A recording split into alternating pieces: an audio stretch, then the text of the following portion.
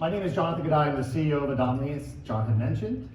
And this particular summit is extra special for me because I spent the first 15 years of my career in e-commerce. So back in '99, I helped move a catalog-based business online and completely transformed the business model. And so I've seen over that time frame lots of marketing platforms emerge, lots of different tactics.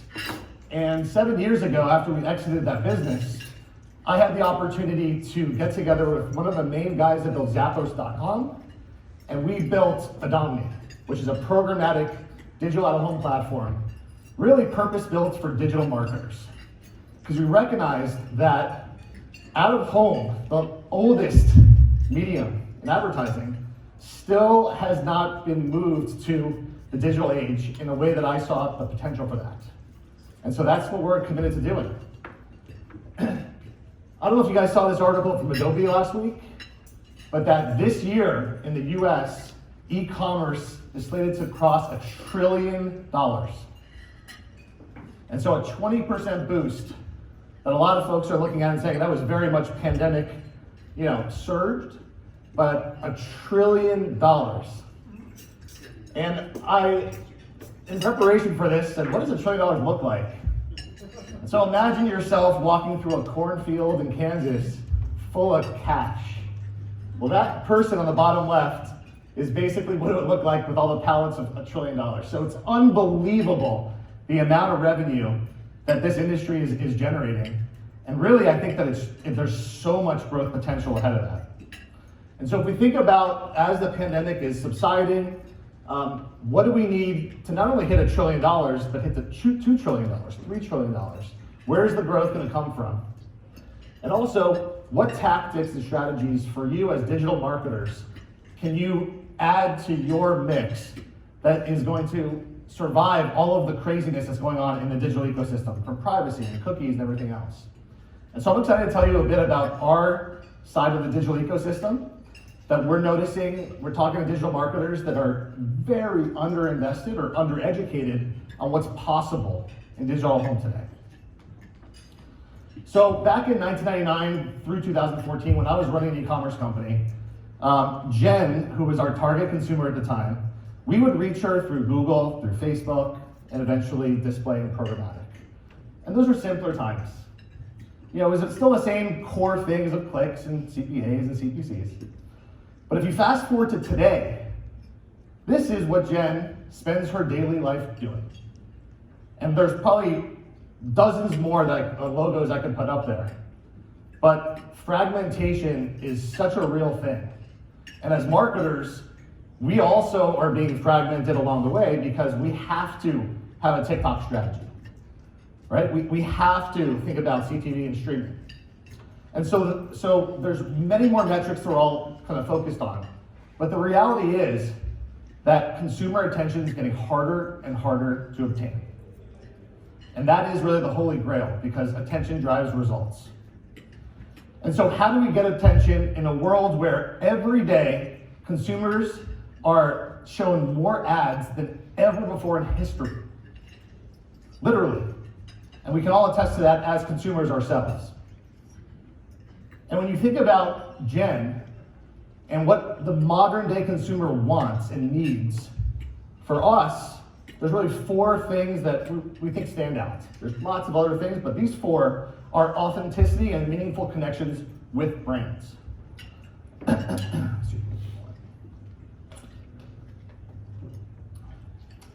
The second, as consumers, our bullshit meter is at an all-time high. We can see it, we can smell it, we know it. And if you're going to try to get away with it, you're not going to. And third, if we have a bad brand experience, the switching costs are easier, lower than ever before. So not only do we have to earn the business, acquire the customers, we've got to keep them happy and engaged. And the last part is interruptive marketing, which we all know we're doing in various ways. But it's tolerated as a consumer if it's relevant and if it's done in the right way. I want to tell a personal story from just a couple weeks ago about, it's a cautionary tale about interruptive marketing not done in the right way. But first things first, raise your hands if you guys have checked out this show on Paramount Plus. A few people. 1883. So, I'm probably like you guys, we're always looking for new shows to check out, and Apple TV, and the slew of different streaming platforms that are there. But I never really had Paramount Plus until I heard about this show. And personally, I like historical shows. I love being taken out of the real world and the digital dramas that we have today and into something that's gonna give you like a transportation. So I'm not gonna spoil the show because it looks like a lot of you haven't seen it, but it's a beautiful, beautiful series. One season that takes you back to literally 1883, 140 years ago. And it's a love story, and it's beautiful cinematography, and it's just gripping. And so I'm laying in bed the first night after I got Paramount Plus, watching this show for the first time. I'm into it. I'm into like the first 10, 15 minutes, I'm into it. And then all of a sudden this ad plays.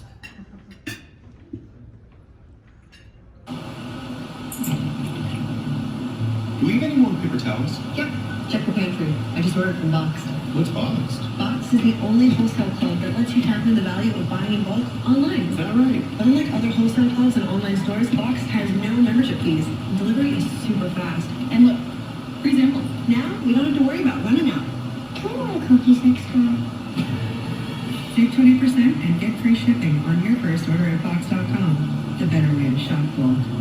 So I just went from Texas or Kansas or wherever they were on the way to Oregon to get your paper towels and toilet paper in bulk. It was just like, you're laying in bed, but it's like, and then you go back to the next scene and it's survival and it's overcoming obstacles and it's family. And guess what? 10 minutes later, the same ad. And then back to the show. I said, look at my wife. Okay. 10 minutes later, watch the show, same ad. Over the course of like the first 3 segments, the same ad was showing us over and over. And I got to the point I said, babe, I can't do this anymore. Like I didn't even make it to the second episode. I said, I can't do this anymore. We ended up paying the $10 a month, restarted Apple TV, and we were back at it. And it's Box, you know, and whoever was running that Box campaign probably doesn't even realize the mindset that I was in about being transported away, and here I was over and over and over. So either the frequency capping wasn't right, or literally they don't know. They don't know what they don't know. And so the point of this is that we as marketers are always looking to test new channels. CTV is an amazing way to reach audiences, but how do we influence them without pissing them off? That's the first question. You're on TikTok, you're on Instagram.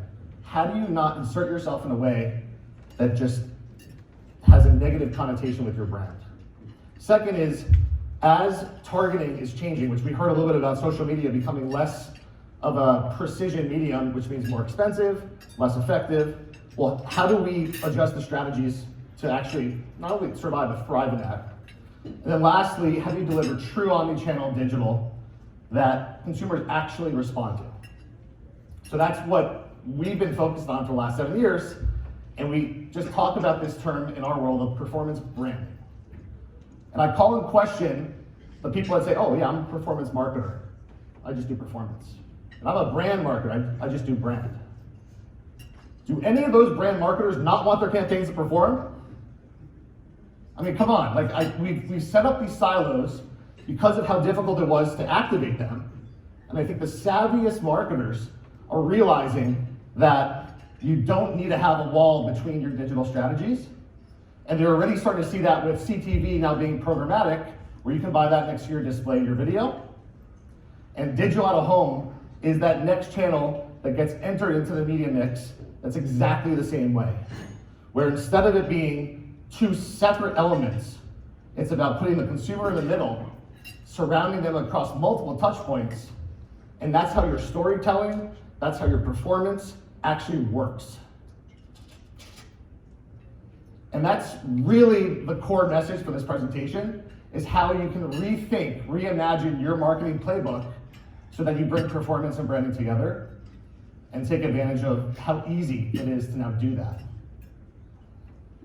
So first and foremost, I don't know if you guys have ever seen this, but Apple, right when the pandemic started, put out their mobility index. It's a website that you can Google that shows people who have iPhones, what are they doing in their daily life? They're looking at driving, they're looking at walking, and they're looking at transit. And if you look at on the left side here, this is January 13th, 2020. You can see the big dip in 2020 with everyone who's at home, scared, wondering what the hell's going on. And then it goes up and it goes down.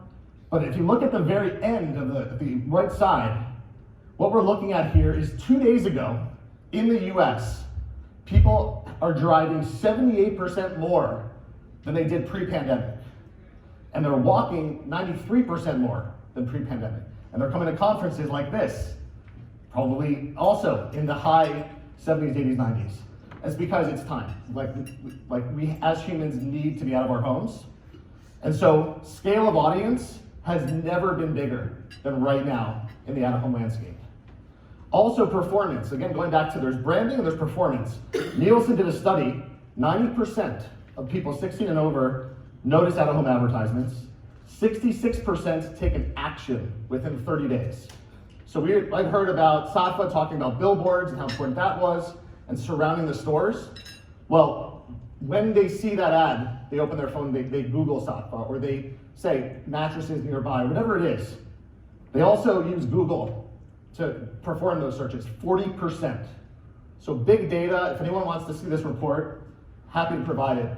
But it's not necessarily known in the digital ecosystem because there's performance and there's branding. Most people just aren't thinking about out of home. Facebook did a study, big study, really strong data. They said, if we were to just do Facebook ads, what is the performance element of that? And then let's do another study where at the same time, we layer on out of home with Facebook/Meta ads. And they found a double-digit, 13% larger performance lift when you prime someone on a big screen and then you actually show them a DR ad on Instagram or on Meta. And so social media advertisers are like, oh, I don't do out of home. I'm a social media advertiser. Well, if you're doing that, you're leaving performance on the table with every single campaign that you're doing. And so that's the point. The point is that it's time to rethink the medium. And there's some logos on here that represent probably 25 or so of the 350 publishers that are on our platform. But what has happened in the pandemic, so when everyone was at home figuring out what's going on, digital out of home was evolving. And today, you can reach, with a few clicks, 28 countries, 500,000 screens from over 350 publishers in one programmatic buying experience. And it's literally everywhere.